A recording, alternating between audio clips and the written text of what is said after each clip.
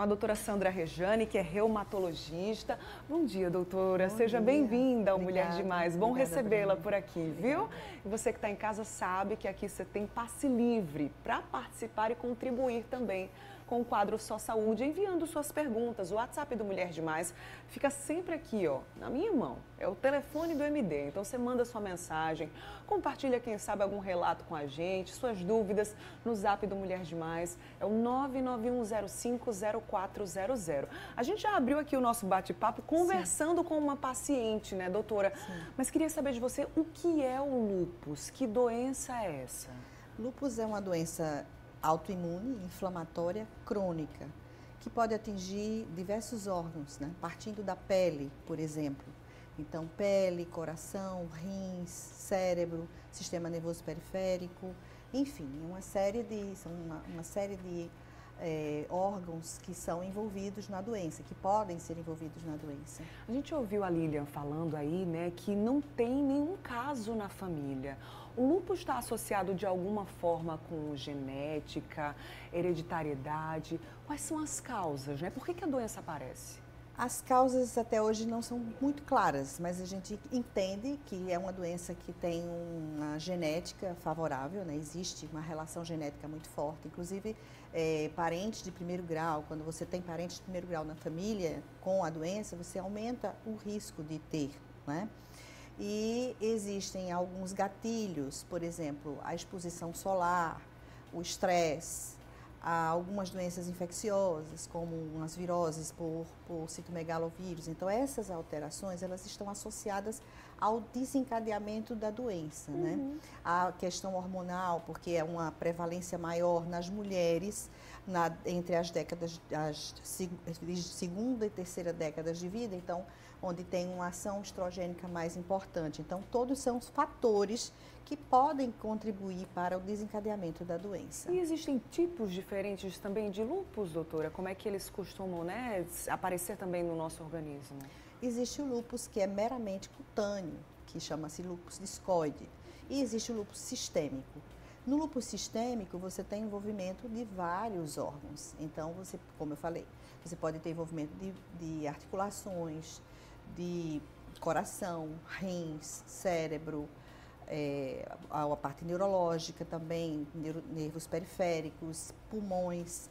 E no cutâneo, você tem apenas o envolvimento da pele. Então, são basicamente esses dois tipos. A gente até colocou, né, uma ilustração, vou até pedir para os meninos voltarem lá para a gente ver as diferenças aí, né, doutora? Isso. Ali o lúpus cutâneo, né, e o lúpus sistêmico. Existe um mais grave que o outro, doutora? O lúpus sistêmico, com certeza, é bem mais grave, porque você pode ter envolvimento de órgãos, né? Órgãos nobres, como os rins, como os pulmões, como o coração, o cérebro. Então, assim, é uma doença multissistêmica, né, que pode envolver vários órgãos, inclusive os vasos sanguíneos também.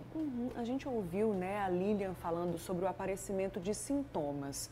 No caso dela, começou ali na fase da adolescência, com 13 anos de idade mais ou menos, e depois aos 23 anos de idade, você bem falou, né, a partir da segunda década de vida, aí que os sintomas aumentaram e ela foi buscar uma ajuda especializada, específica. Normalmente, como é que esses sintomas aparecem?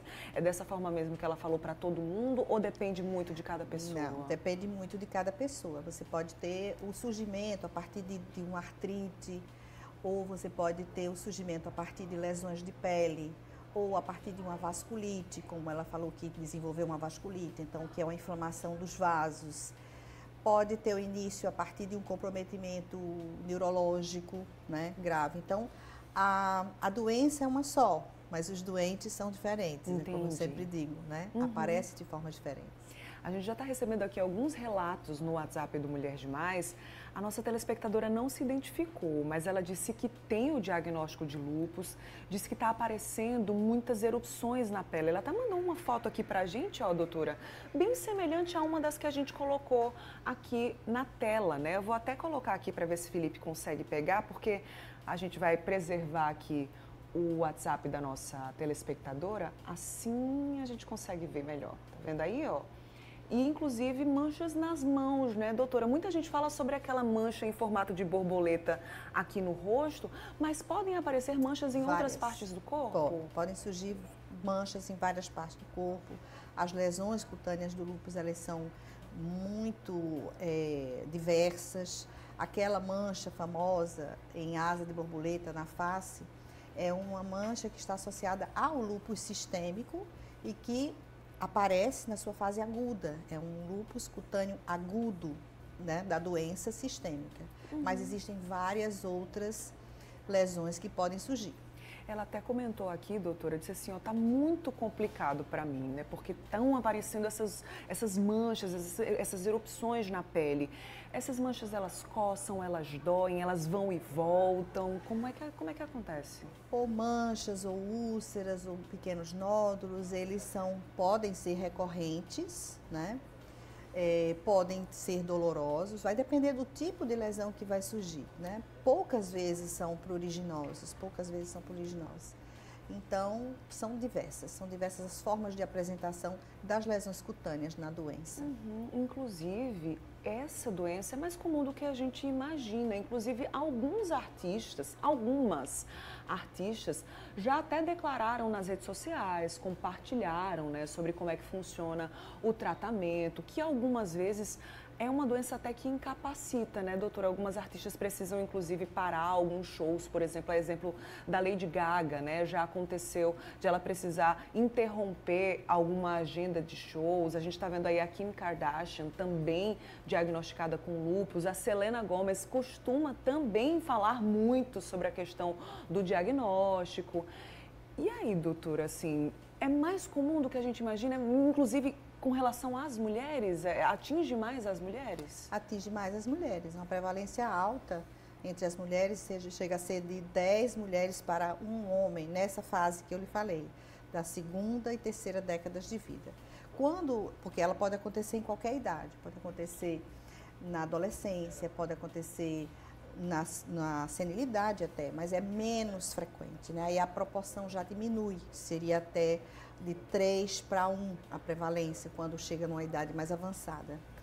Mas pode acontecer, sim, nessa fase de forma mais proeminente, digamos, nessa fase estrogênica da mulher. E realmente tem uma prevalência maior nas mulheres. Falando em mulheres, né, deixa eu trazer aqui a pergunta do Edivaldo, chegou aqui no nosso WhatsApp também. Ele pergunta se uma mulher com lúpus pode engravidar, doutora. Pode, uma mulher com lúpus pode engravidar porque não há nenhuma interferência na fertilidade. É claro que é uma gravidez de alto risco, mas uma mulher com lúpus pode engravidar no período, principalmente, em que ela estiver fora de atividade de doença, porque nem sempre ela vai estar com a doença ativa. Há períodos de remissão da doença, entendeu? Então, ela poderá sim engravidar. Muito bem, a gente vai continuar falando sobre esse assunto, inclusive sobre diagnóstico, né, exames, a gente vai falar sobre tratamentos, avanços no tratamento também, e daqui a pouquinho a gente tira mais dúvidas do pessoal de casa, tá, doutora? Okay. Combinado, então. Volto já.